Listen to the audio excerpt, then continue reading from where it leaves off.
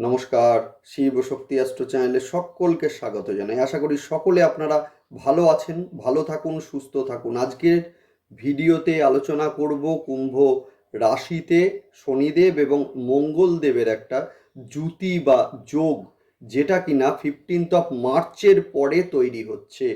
সুতরাং যোগের ইম্প্যাক্টটা বৃশ্চিক রাশি এবং লগ্নের উপরে কিভাবে পড়তে চলেছে সেইটা নিয়েই আজকের ভিডিওই আমরা আলোচনা করব। শুনতে থাকুন, দেখতে থাকুন, মেলাতে থাকুন।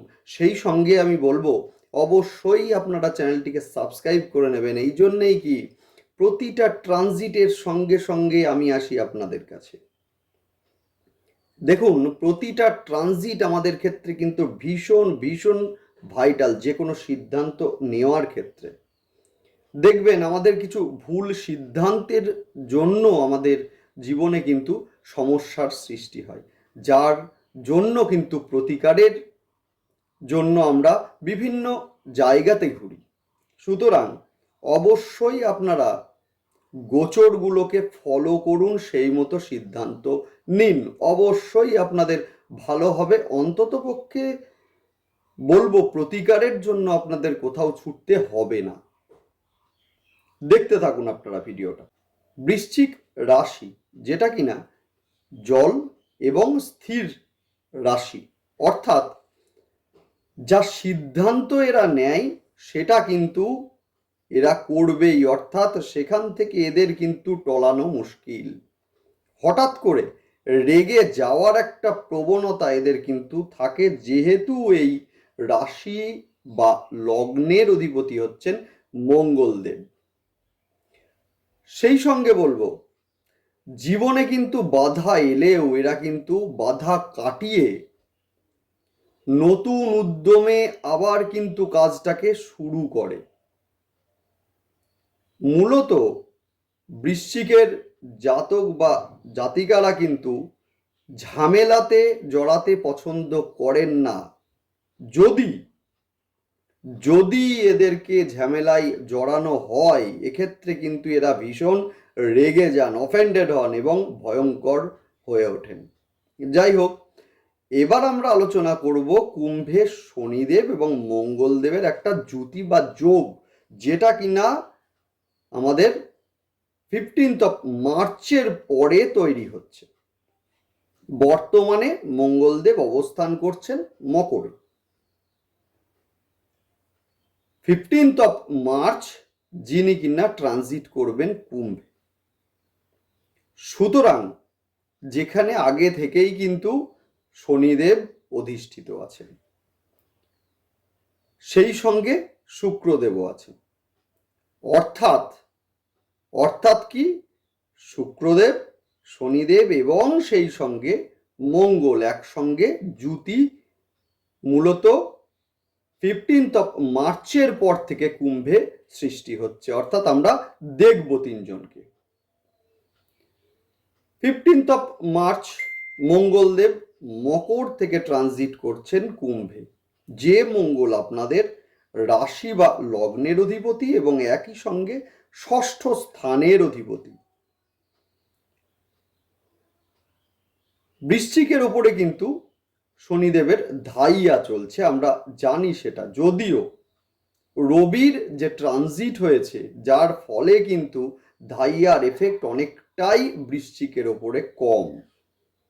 যদিও 14 মার্চের পরে রবি কিন্তু ট্রানজিট করছে মিনে, অর্থাৎ ধাইয়ার যে প্রকোপ সেটা কিন্তু আবার আমরা কিছুটা দেখব বৃশ্চিকের ওপরে। সুতরাং মঙ্গল গমন করছেন কুম্ভে, শনি মঙ্গল জুতি তৈরি হচ্ছে। সেই সঙ্গে মঙ্গলের সঙ্গে জুতি তৈরি হচ্ছে শুক্রের। অর্থাৎ একটা কথাই বলা যায় যে শনি, শুক্র এবং মঙ্গল একই সঙ্গে থাকছে, যার ফলে কি হচ্ছে না, বাড়ি, স্থায়ী সম্পদ, সেই সঙ্গে মায়ের শরীর নিয়ে কিন্তু একটা সমস্যার সৃষ্টি হওয়ার সম্ভাবনা আছে। শুক্রদেব হচ্ছেন আপনাদের রাশি বা লগ্নের সাপেক্ষে দ্বাদশ স্থানের অধিপতি, অর্থাৎ ভ্রমণের জায়গাটা কিন্তু এখানে প্রমিনেন্ট হচ্ছে। মূলত এপ্রিল মাস পর্যন্ত থাকবে এটা। আমরা জানি যে মঙ্গলদেব একটা ঘর থেকে আর একটা ঘরে ট্রানজিট হতে সময় নেন হচ্ছে মূলত 45 দিন, অর্থাৎ কিনা এপ্রিল পর্যন্ত এই যে ইম্প্যাক্ট এইটা কিন্তু আমাদের উপরে চলবে। সুতরাং বাড়ি, সম্পদ এবং মায়ের শরীর স্বাস্থ্যের উপরে বিশেষভাবে ধ্যান দিন, গুরুত্ব দিন। বিশেষ করে এই সময় বিবাহ বহির্ভূত কোনো সম্পর্কে জড়িয়ে পড়া বা কোনো গুপ্ত সম্পর্ক যেটা কিনা প্রকাশ পাওয়ার একটা সম্ভাবনা এই সময়ে কিন্তু আছে, যার ফলে সাংসারিক অশান্তি এইটা কিন্তু এই সময়ে তৈরি হতে চলেছে। গুপ্ত সম্পর্ক প্রকাশ পাওয়ার একটা সম্ভাবনা। সুতরাং একটাই কথা বলবো যে বাড়ি, স্থায়ী সম্পদ এগুলো নিয়ে ঝামেলা সৃষ্টির আগেই আপনারা বিষয়গুলো থেকে একটু এড়িয়ে চলুন। অবশ্যই আপনারা ভালো থাকবেন। এবং আরেকটি কথা বলবো, যারা যারা বাড়ি, জমি, ফ্ল্যাট কিনতে চলেছেন তাদের ক্ষেত্রে বলবো আইনজ্ঞের পরামর্শ নিন, অবশ্যই ভালো হবে। এই সময়ে কিন্তু কর্মে বিলম্ব হওয়া বা কর্মপ্রাপ্তির ক্ষেত্রে বিলম্ব হওয়া, যেহেতু চতুর্থ স্থানে অবস্থান করে দশম স্থানে দৃষ্টি দিচ্ছে, কর্মে বিলম্ব হওয়া, কর্মপ্রাপ্তির ক্ষেত্রে যারা ট্রান্সফার চাইছেন, যারা প্রমোশন চাইছেন, আটকে আছে, মূলত এপ্রিল মাস পর্যন্ত এই সমস্যাটা তৈরি হবে। এখন কথা হচ্ছে যে কিভাবে উদ্ধার হবেন, সেইটা নিয়ে অবশ্যই আলোচনা করব। ভিডিওটা শেষ পর্যন্ত দেখতে থাকুন আপনারা।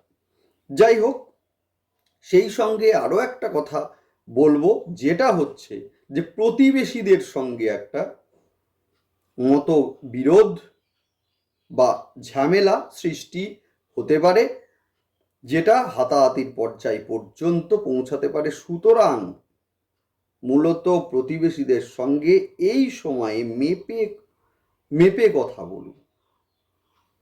সোশ্যাল মিডিয়ায় হঠাৎ করে কোনো অপরিচিত ব্যক্তির সঙ্গে বন্ধুত্ব করতে যাবেন না, একটু খোঁজ খবর নিয়ে তবে বন্ধুত্ব করুন। বিশেষ করে কর্মক্ষেত্রে বলবো এই সময়ে আপনাদের জনপ্রিয়তা লক্ষ্য করা যাবে অবশ্যই। এই সময়ে কর্মক্ষেত্রে আপনার কলিগরা আপনার সামনে না বললেও কিন্তু আপনার অবর্তমানে আপনার কাজ বা নীতির প্রশংসা করবে। গাড়ি সাবধানে চালান।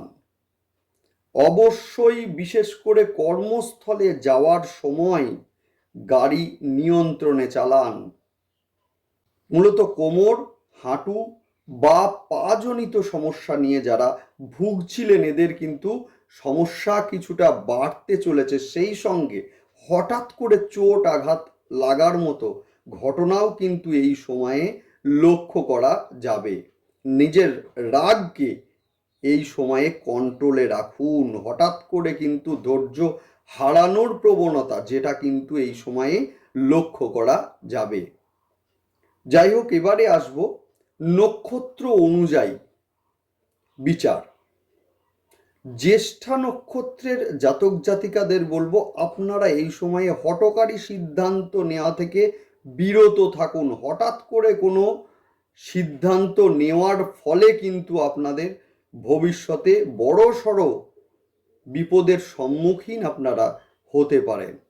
অনুরাধা নক্ষত্রের জাতক জাতিকাদের বলবো গাড়ি সাবধানে চালান, মায়ের শরীরের দিকে একটু নজর দিন, সেই সঙ্গে নিজের রাগকে নিয়ন্ত্রণে রাখুন, ধৈর্য ধরুন। বিশাখা নক্ষত্রের জাতক জাতিকাদের বলবো এই সময়ে কিন্তু সন্তানের দিকে নজর দিন। সন্তানের কিন্তু চোট আঘাত লাগার মতো ঘটনা এই সময়ে ঘটতে পারে। সেই সঙ্গে বলবো সন্তানের রাগ এই সময়ে কিন্তু বৃদ্ধি পাবে। যাই হোক, অবশ্যই আপনারা যেটা করবেন সেটা হচ্ছে প্রতি সোমবার এবং শনিবার রুদ্রাভিষেক আপনারা অবশ্যই করবেন। দুধ দিয়ে করবেন বা দুধ সহকারে করবেন। সেই সঙ্গে হনুমান চল্লিশা প্রতি মঙ্গলবার এবং শনিবার অবশ্যই আপনারা পাঠ করুন। বাড়ির দক্ষিণ পূর্ব দিক আপনারা পরিষ্কার রাখুন, দারুণ ফল মিলবেই মিলবে। যাই হোক, ভালো থাকুন, সুস্থ থাকুন, দেখতে থাকুন। সেই সঙ্গে অবশ্যই আপনারা কিন্তু চ্যানেলটিকে সাবস্ক্রাইব করে নেবেন, যাতে প্রতিটা ভিডিওর নোটিফিকেশান আপনাদের কাছে অবশ্যই পৌঁছে যায়। যাই হোক, ভালো থাকুন, নমস্কার।